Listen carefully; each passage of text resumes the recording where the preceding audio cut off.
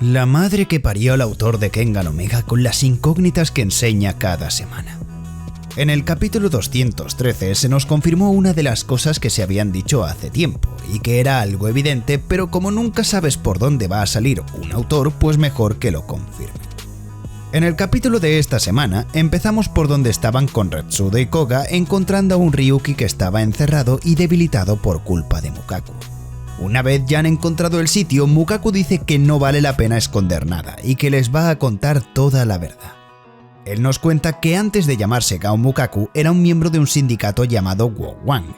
Este era como una rama de los Worm, pero no eran parte de ellos. Porque el líder de este grupo era un sirviente directo del líder de Worm, pero se fue por su cuenta por las órdenes del líder y formó una unidad llamada Wowang con la bandera de los gusanos. Mukaku era el tercero al mando de esa unidad, y los 4 que reclutó el socio del líder no tenían nada que ver con Worm en ese entonces.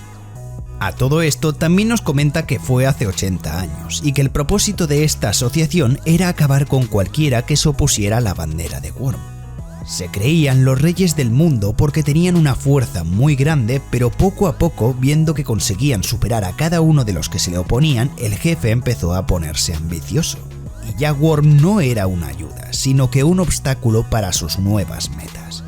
Así que fue por eso que quiso crear un plan para acabar con el líder de los gusanos y el conector Shenbulong.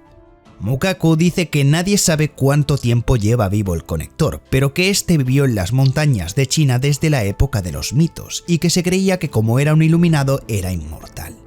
Según las leyendas, este era muy tranquilo y pocas veces interactuaba con la gente, pero que alguna vez se aparecía una persona totalmente demente en él.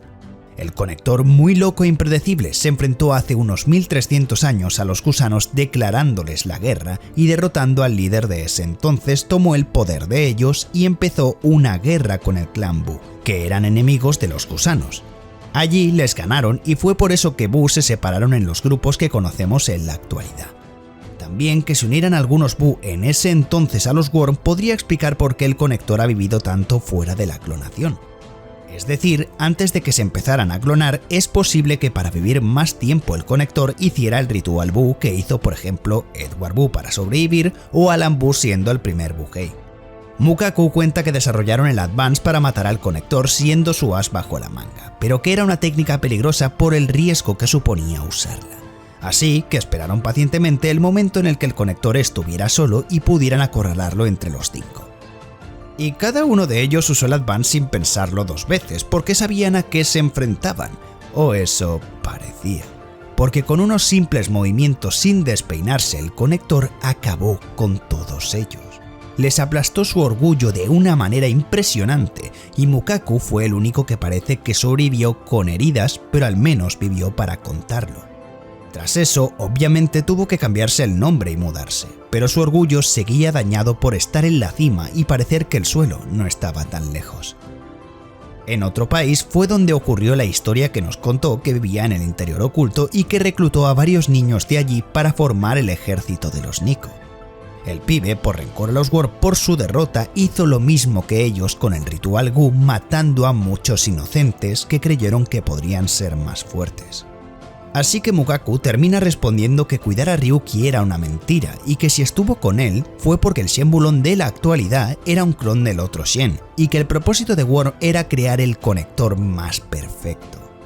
Y que como Mukaku atacó el lugar de clonación ya no pudieron hacer más conectores y que el último que se creó fue Ryuki. Por eso cuidó de él y lo envió a la asociación Kengan para que de este modo el conector verdadero se revelara y pudiera tener su ansiosa venganza que lleva saboreando años.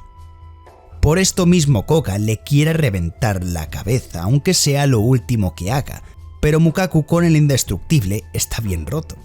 Igualmente creo que Mukaku flashea confianza, porque el Nico actual está más roto, y el conector sabemos que va a estar aún más roto que Nico, así que es una tontería lo que ha hecho por simple orgullo sin pararse a pensar en los niveles de poder.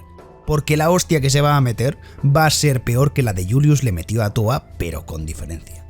La incógnita que os decía que se reveló era que Ryuki era el último clon, y por ende la importancia que tenía tan grande de que Naidan tuviera que abrirle los ojos con su muerte, porque al final los Worm son simples peones, que se sustituyen los unos a los otros como las células, porque así nos lo dijo uno de los guardias más cercanos al líder. Shen Wuling actual me parece un problema, porque no sé a quién se va a enfrentar a él directamente. Porque Tokita es seguro que se enfrentará a Nico, pero ¿a Shen quién? A mí personalmente me gustaría que fuera el último boss y se enfrentaran un Kanno, Ryuki y Oma, pero lo veo complicado. Igualmente, ojalá en esta guerra utilicen a los luchadores del purgatorio que más molan como Liu y Lolong, que para algo son fuertes y son aliados. Pero bueno, menudos capitulazos que nos está trayendo Sandrovich últimamente. Me alegro de haber recuperado con lo de los Nikos las ganas de seguir con Kengan Omega. Dicho todo esto, decidme qué pensáis y nos vemos en la próxima. Chao.